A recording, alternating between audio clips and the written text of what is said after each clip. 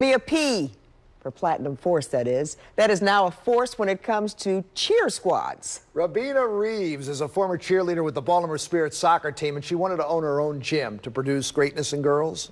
She's already accomplished her goal.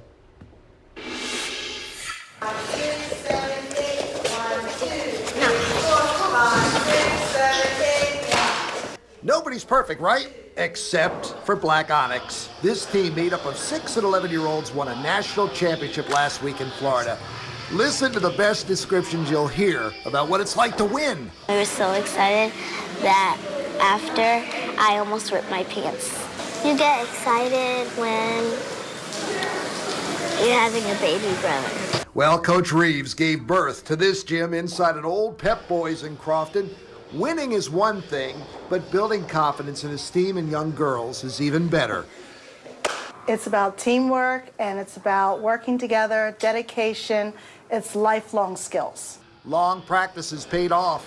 Mostly got first places and 1 second place, and that's why I'm glad that we beat a lot of teams. We do it again until we get it right, so we know that we're ready for that championship. Here, pyramids are legal and encouraged, and pretty amazing, don't you think, cheer moms? Nerve-wracking. To have your own gym and to be able to do it the way you want to do it is like no other feeling in the world. Took hard work. And I was really excited when we don't hit it the first time, we all work together and make it better the second. So once we heard them say second place, we knew that we got first place, and we were just so happy. I'm proud of us. Just an incredible season of cheer for the Black Onyx. Summer's off, but fall's coming. But then again, nobody falls when you're perfect. Ding. You go. Look at those smiles. Amazing. And you know what? They took 9 first-place trophies, 1 second place, and 2 national titles. Now go to bed. Go to bed. You saw your story. Now go to bed. We'll see you in school tomorrow, okay? All right. Great piece. Treat your passwords like underwear. Change them often and don't share them with anybody. All right. As the identity crisis grows, there's one generation pushing to the future. Tonight, what you can do to make sure you're not one of the millions whose information has been stolen. He was a teacher for 6 years in Baltimore. Tonight, the charges he's facing and what anyone with concern should do. Most couples will never forget the moment they got engaged. And for one Michigan couple, neither will the internet. How their son stole the spotlight of their special moment when we come back. A Baltimore teacher is accused of having an inappropriate relationship with a student this year. Ryan Penalver was a history teacher at St. Francis Academy in Baltimore for 6 years. He's now facing several charges related to a sex abuse of a minor.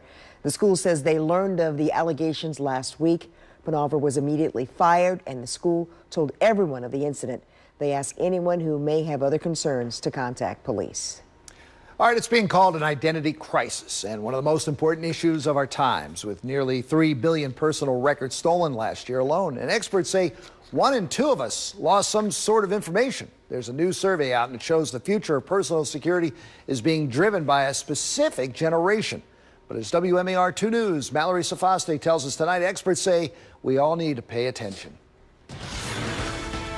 Stolen social security numbers, dates of birth, mother's maiden name. Data theft is an equal opportunity crime, but when it comes to how we protect ourselves, there is a definite generation gap. Millennials are already having an impact on how we access systems, whether it's using their fingerprint or maybe their face to identify themselves, but also millennials have moved past passwords. A new IBM survey finds millennials are leading the way. Only 42% rely on complex passwords, while 3/4 are comfortable with biometrics. As a millennial, convenience is our really #1 priority. We're moving fast every day, and we really kind of want to think about what are other ways for us to use and secure our online identity. Research finds those over 55 are not as likely to use biometrics.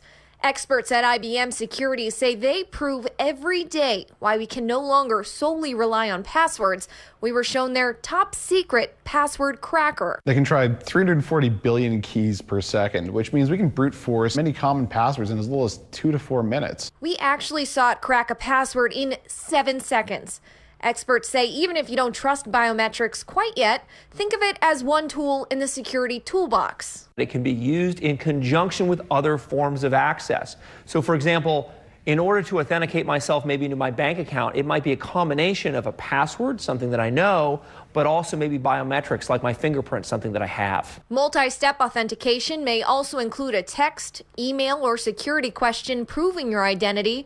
Opt for passphrases instead of passwords. And the #1 tip? Treat your passwords like underwear. Change them often and don't share them with anybody. Password managers are also key. There are many available online. They help you keep the various passwords for all your accounts organized. And it's also important to note that IBM uses its password cracker for good. It is hired by companies to expose vulnerabilities so they can be fixed. For WMAR 2 News, I'm Mallory Safaste. Well, Facebook has suspended 200 apps for possible misuse of user data.